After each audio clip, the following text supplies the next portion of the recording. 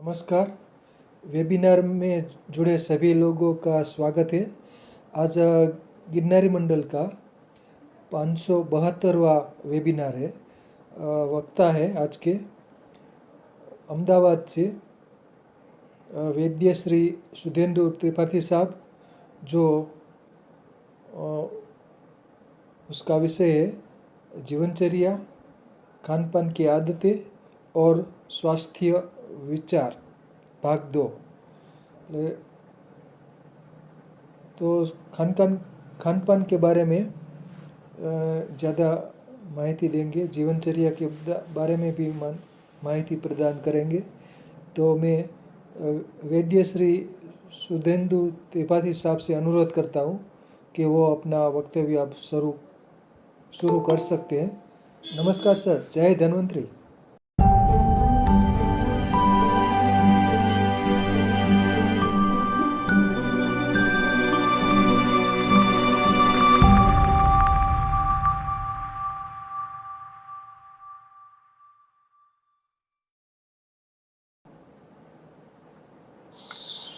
नमस्कार सर, जय धन्वंतरी। पिछले एपिसोड में हम लोगों ने जीवन क्या है, जीवनचर्या क्या है, स्वास्थ्य क्या है, स्वस्थ जीवन क्या है, आयुर्वेद का उद्देश्य क्या है, खान पान क्या होता है और उसका स्वास्थ्य से अंतर संबंध क्या है, इसके बारे में बात की थी और आज उसको आगे बढ़ाने का प्रयास करेंगे। सबसे पहले मैं इष्ट देव को याद करता हूँ। ओम त्र्यंबकम यजामहे सुगंधिम पुष्टिवर्धनम उर्वारुकमिव बंधनान् मृत्युर्मुक्षीयमामृतात्। गुरु जनों को भी प्रणाम करते हुए, गुरुर्ब्रह्मा गुरुर्विष्णु गुरुर्देवो महेश्वर गुरुर साक्षात परम ब्रह्म तस्मै श्री गुरुवे नमः।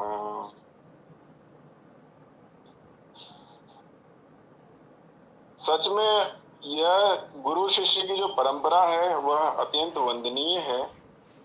हमारी संस्कृति पे, हमारे ज्ञान पे पिछले हजारों साल से जिस तरीके से आघात होता रहा और हमारी संस्कृति के जो चिन्ह है, ज्ञान के जो चिन्ह है, जिस हिसाब से मिटाने का प्रयास किया गया, उसके बावजूद आज वो संरक्षित है, सुरक्षित है, कहीं न कहीं स्मृतियों में है। तो वो सच में ऐसे गुरुजन ऋषियों और उनके सुपात्र शिष्यों का कहीं न कहीं अमूल्य योगदान है और उस परंपरा को मैं नमन करता हूँ। उसी महद उद्देश्य को जागृत करते हुए गिरनारी मंडल और गिरनारी मंडल के सभी सदस्यों, प्रमुख गुरुओं को भी नमस्कार करता हूँ। जो जीवनचर्या और स्वास्थ्य है, उसको समझने के लिए सबसे पहले हमें ये समझना पड़ेगा कि हमारा शरीर है क्या, और शरीर को अगर हम समझ पाए तो इसको लागू करने का महत्व क्या है वो समझ में आएगा। तो उसकी शुरुआत करते हैं। कल्पना करिए, जो भी हमारे इर्द गिर्द क्लिष्टतम यानी कि सबसे मुश्किल मशीनें हैं, उनकी कल्पना करिए। आपको समझ में आएगा इलेक्ट्रॉनिक्स, टेलीविजन, कार, रोबोटिक्स, ये सब चीजें आपको दिखेंगी।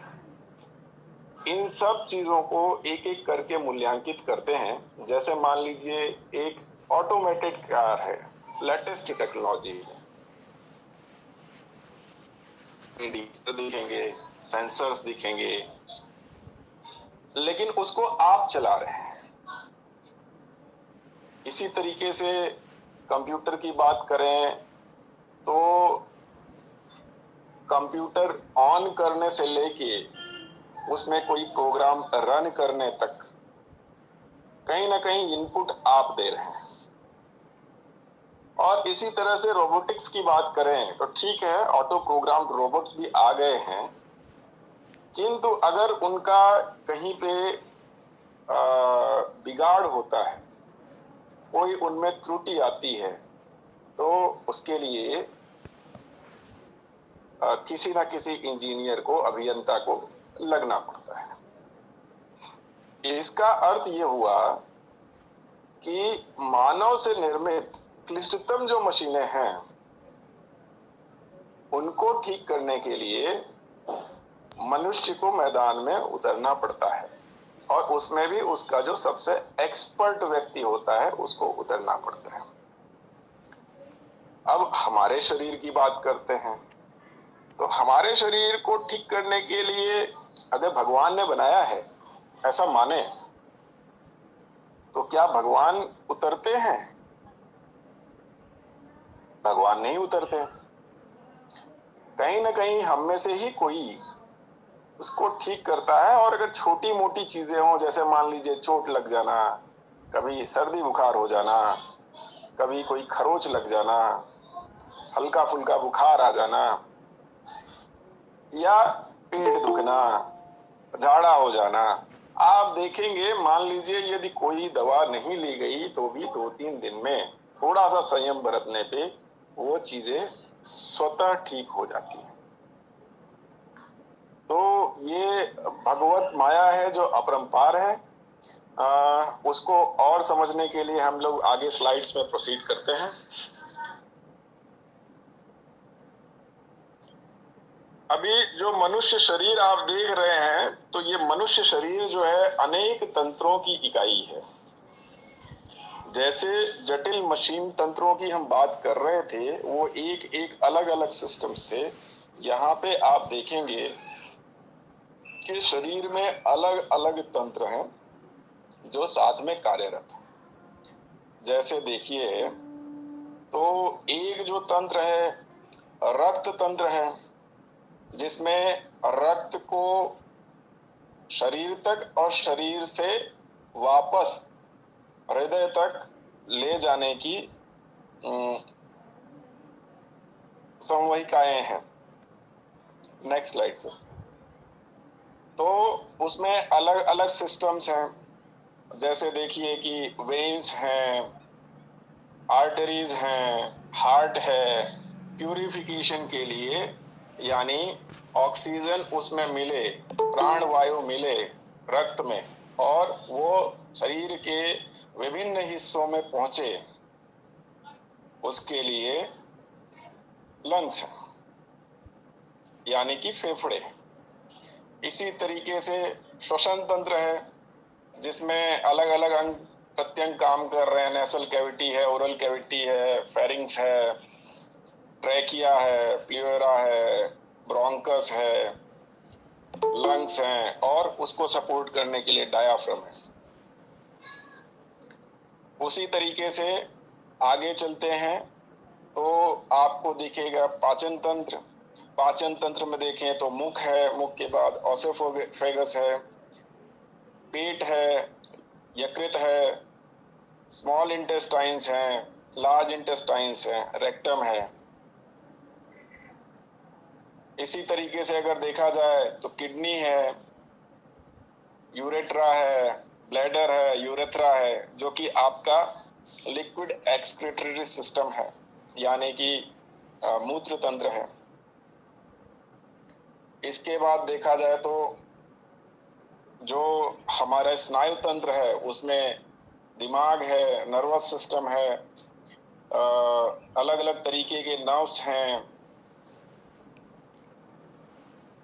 उसके बाद देखा जाए तो एक ग्लैंड्स का सिस्टम है, जो कि अलग अलग तरीके के सिक्रीशंस करते हैं, हार्मोन्स बनाते हैं। उसके बाद अगर देखते हैं तो अलग अलग तरीके के डक्ट्स हैं, लिम्फ्स हैं, इम्यूनिटी डेवलप करने वाला सिस्टम है। हमारा स्केलेटल सिस्टम है जिसमें 206 तरह की हड्डियां हैं जो अलग अलग हमारे अंगों प्रत्यंगों को कहीं ना कहीं चलाती भी हैं और उनका संरक्षण भी करती हैं। और उसमें मसल्स भी हैं जो और आपको फ्लेक्सिबिलिटी देती हैं, अलग अलग तरीके की मसल्स हैं। और पूरे के पूरे शरीर को ढकने के लिए एक एपिडर्मल सिस्टम है जिसको स्किन कहते हैं। उसकी अलग अलग लेयर्स है 5-6 तरीके की। उस पे हेयर्स दिए हुए हैं भगवान ने जो कहीं ना कहीं आपका रक्षण करते हैं बाहरी वातावरण से, और साथ में जो कैपिलरी एक्सक्लेटरी फॉर्म है उसको भी वर्कआउट करते हैं पसीने के द्वारा। रिप्रोडक्टिव सिस्टम है, मेल्स में अलग है, फीमेल्स में अलग है। और अगर उन सबको साथ में देखा जाए तो स्लाइड नंबर 14 पर जाइए। वहां पे आप देखेंगे कि ये पूरा का पूरा सिस्टम एक साथ में कितना कॉम्प्लेक्स सिस्टम है, कितना विराट रूप है।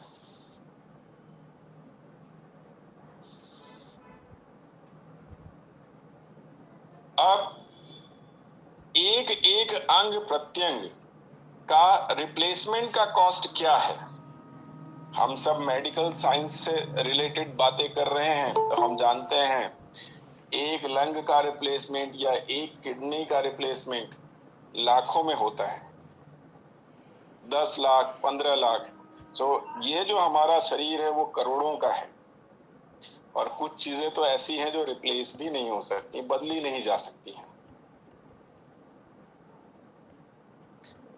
तो कुछ तथ्यों की बात करते हैं। अगर ध्यान से देखा जाए तो हर तंत्र स्वनियंत्रित है और स्वतंत्र है। जैसे मान लीजिए उदाहरण लेते हैं श्वसन तंत्र। तो श्वसन तंत्र बाकी तंत्र का जो काम है वो बाकी तंत्रों से अलग है और वो खुद ही करता है। वो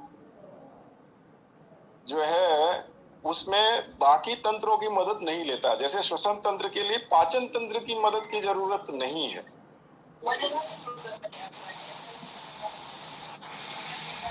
हर तंत्र अपना कार्य सबसे बेहतर करने का विशेषज्ञ है।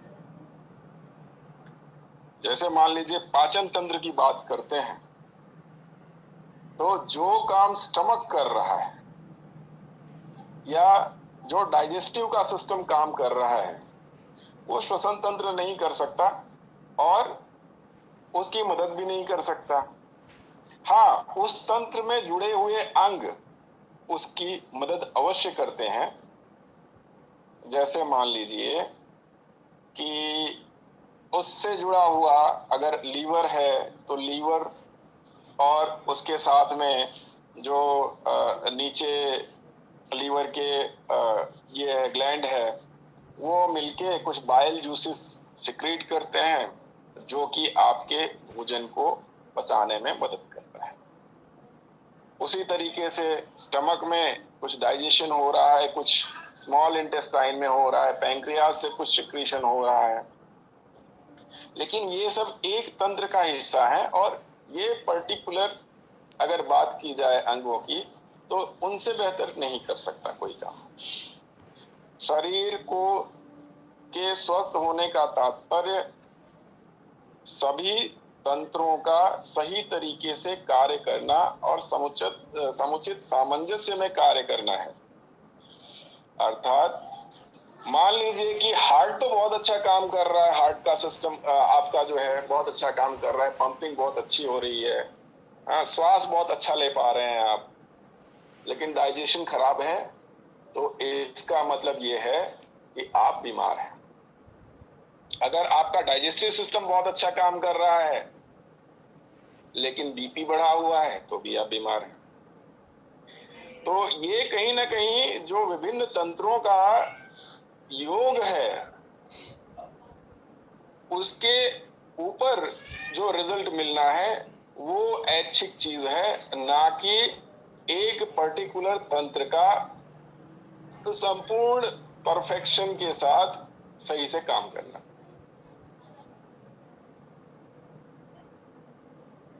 इसके बाद देखते हैं कई तंत्र अंतर संबंधित हैं। जैसे श्वसन तंत्र और रक्त तंत्र की अगर बात करें तो आप देखेंगे कि श्वसन तंत्र में लंग्स हैं, नॉस्ट्रल्स हैं, और साथ में जो बाकी के अंग हैं पार्ट्स में देखा जाए तो वो सारी चीजें हैं। ओरल कैविटी है, फायरिंग्स है, लैरिंग्स है, ट्रैकिया है, ब्रोंकस है, ये सब चीजें श्वसन तंत्र में हैं। और रक्त तंत्र में आपका जो अगर देखा जाए तो हार्ट है, आर्टरीज हैं, बाकी सारी चीजें हैं। लेकिन ये आर्टरीज जोड़ रही हैं, आर्टरीज और वेन्स जोड़ रही हैं हार्ट को और लंग को,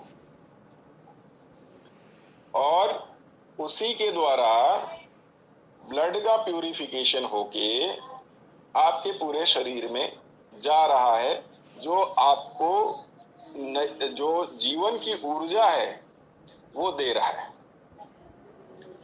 यदि मान लीजिए, जस्ट एक एग्जांपल देता हूं, एक उदाहरण देता हूं, यदि जहां आप बैठे हैं वहां पे जो कमरा है वो कार्बन मोनोऑक्साइड से भर जाए, अगर कार्बन मोनोऑक्साइड से भर जाएगा तो आप क्या समस्या होगी? आप सांस नहीं ले पाएंगे। सांस नहीं ले पाएंगे तो क्या होगा? अल्टीमेटली चक्कर आएगा, नौजिया होगा और आदमी बेहोश हो जाएगा। क्यों? क्योंकि ऑक्सीजन प्राणवायु जो है, जिसकी शरीर के हर ऊतक को, हर सेल को, हर टिश्यू को जरूरत है, वो वहां तक नहीं पहुंच पा रहा है। इसी तरीके से अगर देखा जाए तो यूरिनरी सिस्टम को आप देखिए, तो यूरिनरी सिस्टम में भी जब प्यूरिफिकेशन हो रहा है तो ब्लड में से जो मल पदार्थ है वो किडनी प्यूरिफाई करके मूत्र द्वार से उसको बहिष्कृत कर रही है, निकाल रही है। तो वहां भी आपका यूरिनरी सिस्टम और ब्लड सिस्टम साथ में जुड़ा हुआ है। इसी तरीके से अगर ग्लैंड्स को देखते हैं, जैसे कि लीवर के नीचे जो ग्लैंड है बाइल जूसेस क्रिएट करती है, या पैंक्रियास को देखें वो भी एक ग्लैंड है, थायराइड को देखें वो भी एक ग्लैंड है। तो ये सारी की सारी जो ग्लैंड्स हैं वो अल्टीमेटली आपके शरीर के सामंजस्य को और सुनियोजित कर रही है। तो ये हमने समझा कि किस तरीके से अलग अलग तंत्र अंतर संबंधित हैं और शरीर के किसी एक तंत्र का सुचारू रूप से काम करना शरीर का स्वस्थ होना नहीं है।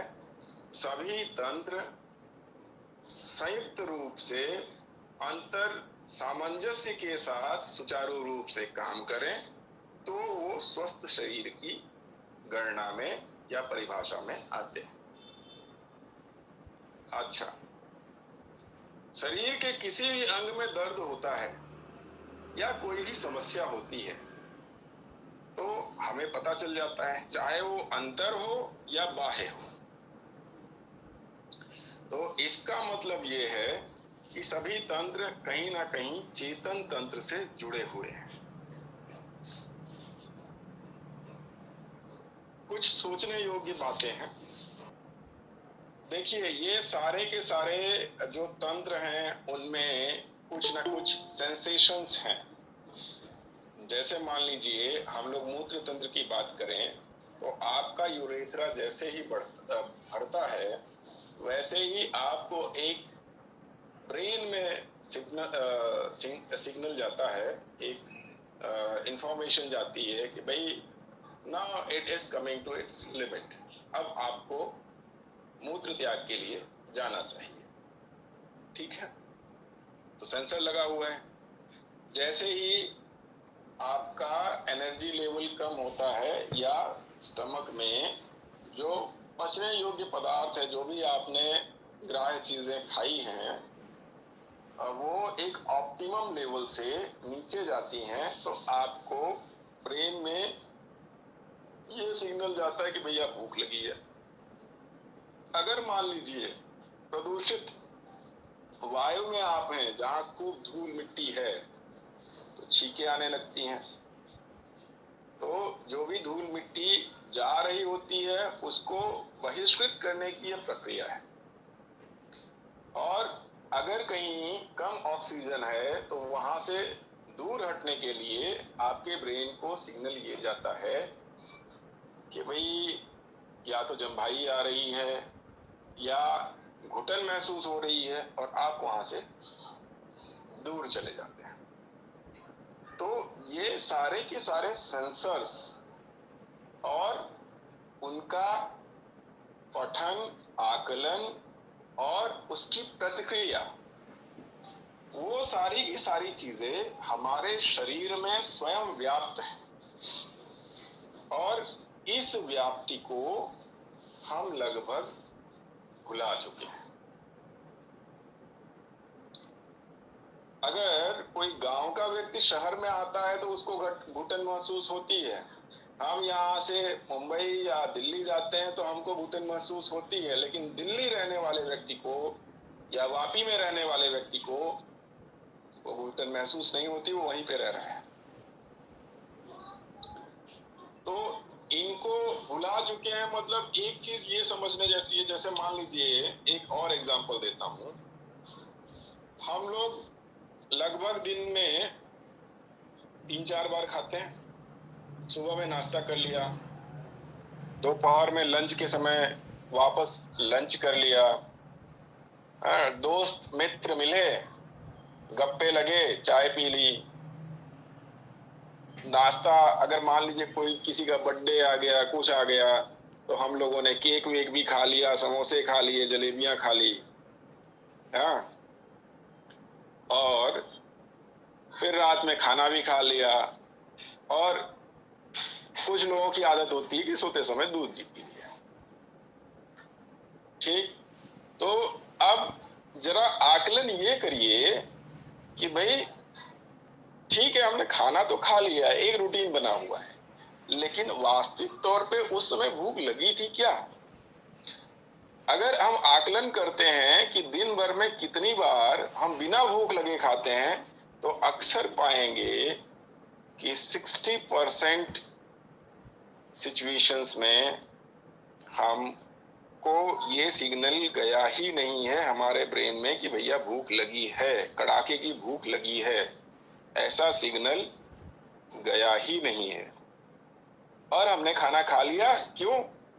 क्योंकि हमारा टाइम बना हुआ है कि हम अगर अभी नहीं खाते तो लंच टाइम निकल जाएगा, अभी नहीं खाते तो हम लेट हो जाएंगे, बस छूट जाएगी, अभी नहीं खाते तो कब सोएंगे।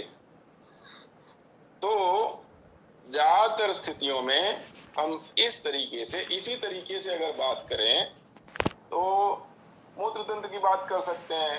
भाई मूत्र परित्याग का या मल परित्याग का सिग्नल गया, लेकिन हमने उसको रिस्पॉन्ड नहीं किया, और रिस्पॉन्ड नहीं किया तो वहीं पे पड़ा हुआ है। और कोई भी चीज अगर पड़ी रहती है तो वो छद्मावेश में आ जाती है और सेडिमेंटेशन होता है। सेडिमेंटेशन होने के कारण कैल्सिनेशन होगा, यानी कि पथरी का निर्माण होगा, यानी कि संग्रहणी होगी, क्योंकि अवरोध उत्पन्न हो रहा है।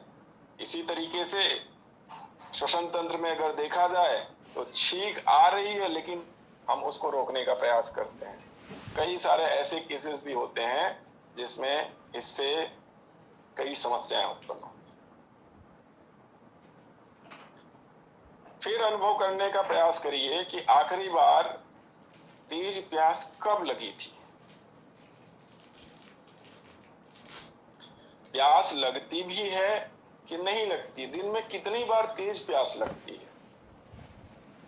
सुबह में उषापान करना बहुत अच्छी चीज है, सबको करना चाहिए, लेकिन उसके बाद हम अगर देखें तो ज्यादातर हमने जीवन शैली ऐसी बना रखी है जिसमें हमको पसीना नहीं हो रहा है, और ज्यादातर जो हमारा जलीय मल है वो पसीने के द्वारा शरीर के अलग अलग टिश्यूज में से और ऊतकों में से, सेल्स में से बाहर निकलता है प्रेसिपिटेशन के थ्रू, यानी कि पसीने के द्वारा। उसके साथ अलग अलग तरीके के लवण भी निकलते हैं, अन्य मल पदार्थ भी निकलते हैं जो अत्यंत सूक्ष्म होते हैं, नंगी आंखों से जिसको नहीं देखा जा सकता। लेकिन हैवी स्वेटिंग के बाद जब आप कोई क्रिया कर रहे हैं और स्वेटिंग हो रही है तो आप समझिए थोड़े समय के लिए बीपी बढ़ता है, लेकिन उसके बाद वही चीज नॉर्मलाइज हो जाती है, और अगर नॉर्मल कंडीशंस में आपका बीपी हाई रहता है और आप इस तरीके की एक्सरसाइज करते हैं तो वो नॉर्मलाइजेशन की तरफ बढ़ता है।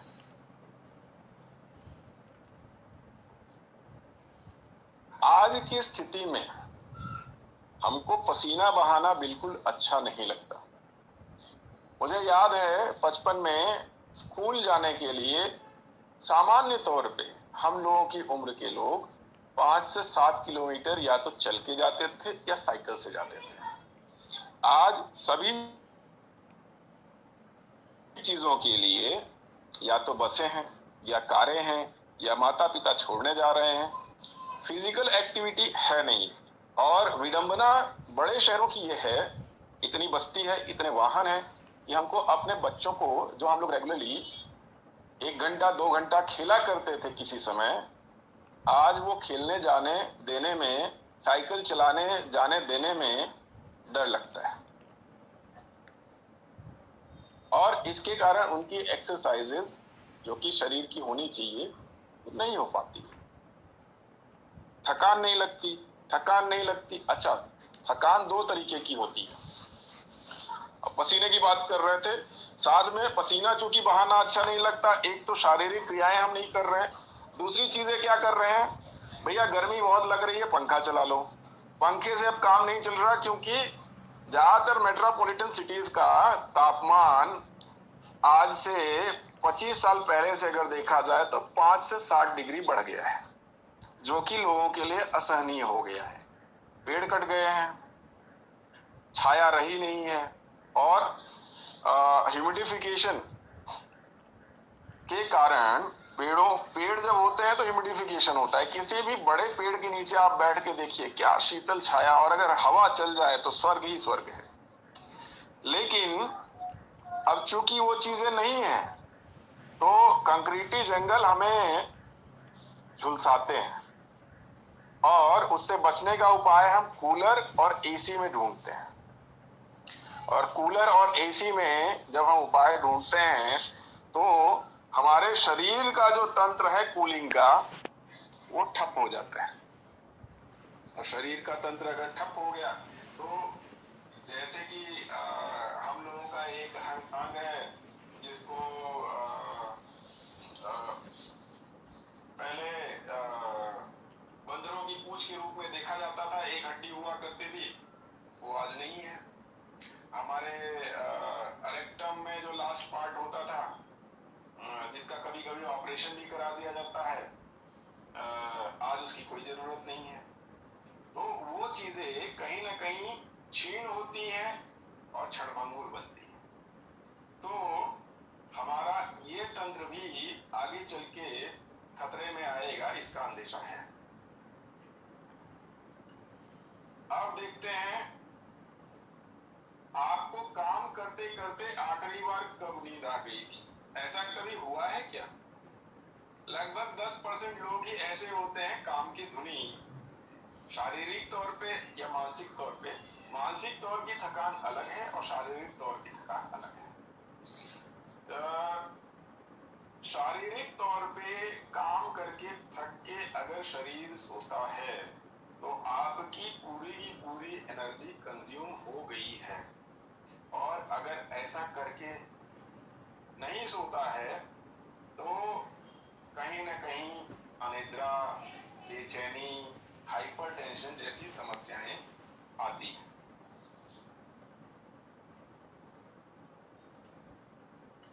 अब ये सब चीजें हम लोग, दो चीजें होती हैं, या तो ऐच्छिक होता है या स्वैच्छिक होता है, या फिर कहीं ना कहीं फोर्स के कारण होता है। कुछ चीजें ऐसी हैं जो कहीं ना कहीं आज की जिसमें स्थितियां जिम्मेदार हैं, और कुछ चीजें ऐसी हैं जो हम लोग स्वैच्छिक तौर पे कर रहे हैं। और हम लोग कहीं ना कहीं इस तरीके से अपना अपना जो सिस्टम है उसको इग्नोर कर करके मशीन बनते जा रहे हैं। और मशीन को क्या चाहिए? मशीन को चाहिए जब भी वियर एंड टियर होगा तो आउटर इंटरवेंशन चाहिए, मैकेनिक चाहिए। और अगर हम इंसान हो तो इंसान तो ये सब चीजें समझता है। तो इंसान के गुण क्या है वो भी देख लेते हैं। इंसान के गुण है वो भाव प्रधान है, करुणा युक्त है, प्रेम युक्त है, बुद्धि विवेक युक्त है, चिंतनशील है, तार्किक है, सतर्क है। अब हमारे शरीर से संबंधित ये सारी चीजें, हमारे तंत्रों से संबंधित ये सारी चीजों के बारे में हमारी भाव प्रधानता कहाँ है, करुणा कहाँ है, उससे प्रेम हमारा कहाँ है, बुद्धि विवेक से क्या हम काम ले रहे हैं, हमारी चिंतनशीलता क्या वहां पे लग रही है, हमारी तार्किकता और सतर्कता क्या वहां पे है, क्या हम इनको संजो रहे हैं या इन गुणों को खोते जा रहे हैं? यह एक सोचने योग्य बात है। अष्टांग हृदयम के सूत्र स्थान में दिनचर्या, रात्रिचर्या, ऋतुचर्या का वर्णन है। दिनचर्या से तात्पर्य है आहार, विहार और आचरण के नियम। और इसमें मूल तौर पे इसके आगे वाला स्लाइड चाहिए। प्रातः उत्थान, मलोत्सर्ग, दंत धावन, नस्य, गंडूश या फिर मूल धावु, अभ्यंग, व्यायाम, स्नान, भोजन, सद्वृत्ति और निद्रा या शयन, ये 11 चीजें बताई गई। अभी जो प्रातः उत्थान है उसमें उषापान का भी वर्णन है। तो उषापान के साथ साथ देखिए, सबसे पहले हम उठते हैं तो हम सबसे पहले धरती पे पैर रखते हैं तो कहीं ना कहीं पृथ्वी तत्व से जुड़ते हैं। उषापान करते हैं यानी सुबह सुबह पूर्व मुख करके 1 लोटा कम से कम यानी 2 से 3 गिलास जल का सेवन करना चाहिए। तो जल तत्व से जुड़ते हैं। घर से थोड़ा बाहर निकले, कुछ कदम चले, वायु से जुड़ते हैं। और ये चीजें होने के बाद हमारी अग्नि प्रदीप्त होती है और आकाश अग्नि तत्व से जुड़ते हैं। और उसके बाद जो हमारा नैसर्गिक उत्थान होता है, प्रसन्नचित्त मन होता है, वो आकाश तत्व है। तो इन सब तत्वों से जुड़ते हैं और इन सब तत्वों का सेवन करते हैं। इसलिए इन मूल तत्वों पे भी और इनके सेवन विधि पे भी हम बात करेंगे। पंचकर्म चिकित्सा में ये सारे के सारे तत्व कहीं ना कहीं चिकित्सा के साधन है, यंत्र है। तो इनकी भी बात करेंगे। साथ में हम ये भी बात करते हैं कि ये जो हमारा शरीर है जिसका हम लोग आगे वर्णन कर रहे थे, इसमें अगर आप देखें तो 4-5 सूत्र हैं जिससे हमारा शरीर पूर्णतः जुड़ा हुआ है। वो 5 सूत्र क्या हैं? तो वो 5 सूत्र भी कहीं ना कहीं पृथ्वी, जल, वायु, अग्नि और आकाश ही निकल के आते हैं। और ये सारे के सारे तत्व एक एक कण में विराजमान है। किस रूप में विराजमान है? तो आप देखिए, सब जग सारे के सारे सेल्स कहीं ना कहीं मल निवृत्ति कर रहे हैं। सेल मतलब आप कोई ऑर्गन ले लीजिए, कोई तंत्र ले लीजिए, कोई टिश्यू ले लीजिए, कोई सेल ले लीजिए, और वो सारा का सारा जो मल निवृत्ति है उसमें कहीं ना कहीं पृथ्वी तत्व है, जो कि जल तत्व के साथ या वायु तत्व के साथ जुड़ के बहिर्गमन करता है। जल तत्व की बात करें तो जल तत्व और वायु तत्व की साथ में बात करते हैं। जल तत्व और वायु तत्व ऊर्जा का, पोषक तत्वों का संवहन करने वाले हैं और पूरे शरीर में व्याप्त है। अग्नि तत्व की बात करें तो अग्नि तत्व जो भी हम लोग खाद्य पदार्थ खा रहे हैं उसको पूरे शरीर में पहुंचाने योग्य सूक्ष्म बना रहा है, और उसके बाद उसको ऊर्जा के रूप में परिवर्तित करके वायु और जल के माध्यम से रक्त के रूप में संचरित कर रहा है। और ये सब चीजें साथ में होने के बाद हमारी प्रसन्न मुद्रा, हमारा पॉजिटिव एटीट्यूड आकाश तत्व है, और जो कि कहीं ना कहीं हमारे स्नायु तंत्र को, रक्त तंत्र को, मूत्र तंत्र को, मल तंत्र को, श्वसन तंत्र को, इन सब को द्योतित करते हैं। आज के लिए इतना ही। अगली बार हम एक एक तत्व के बारे में और एक एक जो दिनचर्या के माइलस्टोन्स हैं यानी कि पड़ाव हैं उसके बारे में एक एक करके बात करें। बहुत बहुत धन्यवाद, बहुत बहुत शुक्रिया। धन्यवाद, शुक्रिया, आभार। त्रिपाठी साहब ने विविध तंत्रों, system, digestive system, nervous system, सभी सिस्टम के बारे में, शरीर के सिस्टम के बारे में बढ़िया जानकारी दी। शुक्रिया, आभार।